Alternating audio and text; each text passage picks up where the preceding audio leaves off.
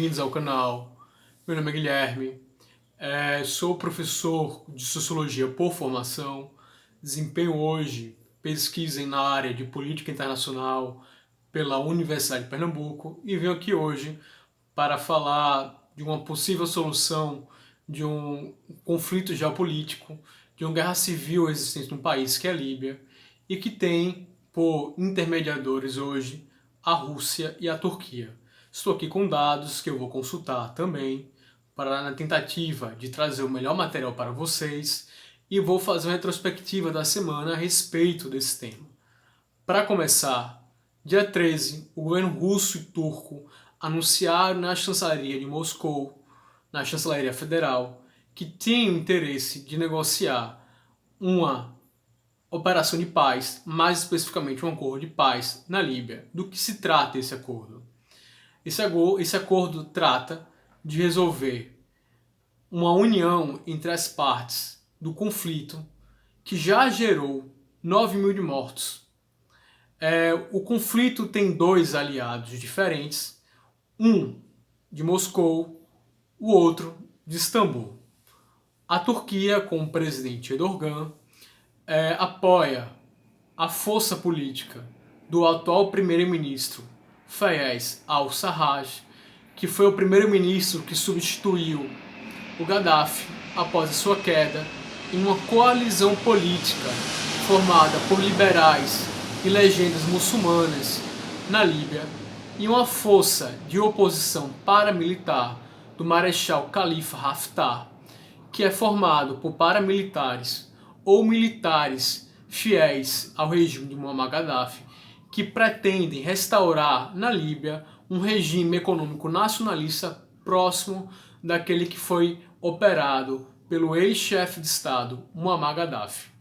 Como a derivante desse tratado, desse acordo, acaso seja exitoso, isto pode vir a resolver o problema da crise imigratória nos países da Europa que são cobertos pelo mar Mediterrâneo. Devido à guerra, muitos civis da Líbia sentiram-se ameaçados e saíram do seu país para ir morar na condição de refugiado em países como Itália, em países como Grécia e também a Turquia, o que faz com que eles se interessem, principalmente a Turquia, de resolver a temática da migração em massa na Europa. Então, o Putin e o Erdogan, no dia 8 de janeiro, encontraram-se em Istambul, na Turquia, para anunciarem um acordo de cessar-fogo com as tropas de ambos os lados. Com isto, foi marcado no dia 12, em Moscou, um acordo de cessar-fogo, porém que não foi assinado pelas tropas de oposição representada pelo Marechal Khalifa Haftar, que disse que precisaria de mais 2 ou 3 dias para dar uma resposta definitiva. Porém, quando o anúncio desse acordo foi anunciado no dia 8, trouxe um efeito que no mesmo dia 12 as tropas de ambos os lados comprometeram-se não atacar mais e vir a discutir o acordo que não foi feito. Isso gerou uma tensão entre o presidente Erdogan e o Marechal Khalifa Haftar, em que o presidente Erdogan prometeu o uso da força militar contra as suas tropas para liberar a Líbia dessa guerra civil, e também pelo fato dele apoiar o primeiro-ministro Fayez al-Sarraj. Porém, o primeiro-ministro Fayez al-Sarraj ele encontra-se perdendo a guerra civil e sente-se obrigado a negociar. O ponto positivo que no dia 16, mesmo não aceitando o tratado, o acordo com a Rússia e a Turquia,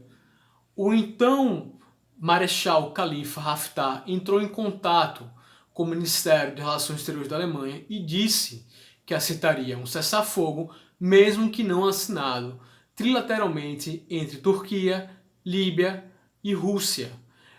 Dia 19, agora na Alemanha, Berlim sediará um acordo na ONU, ou uma tentativa de negociação da ONU,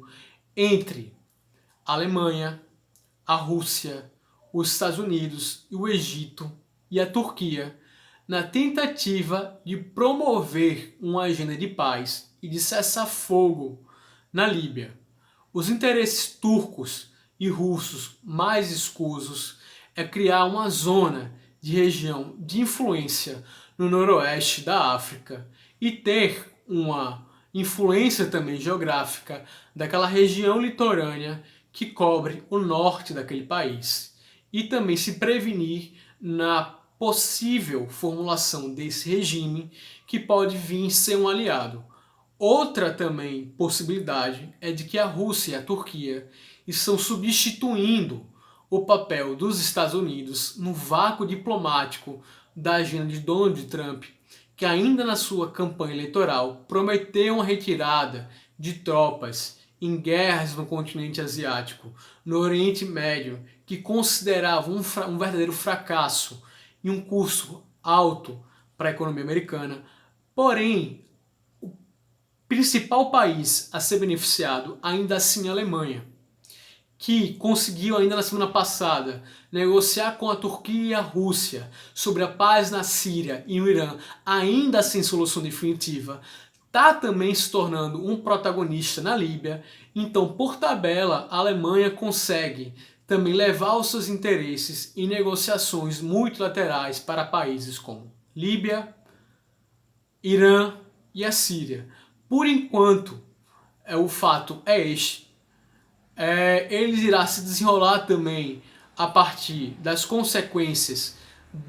do êxito ou não do acordo, e nós aqui no canal iremos acompanhar e tentar passar o melhor material para vocês. Obrigado pela sua visualização e, por gentileza, compartilhe esse vídeo.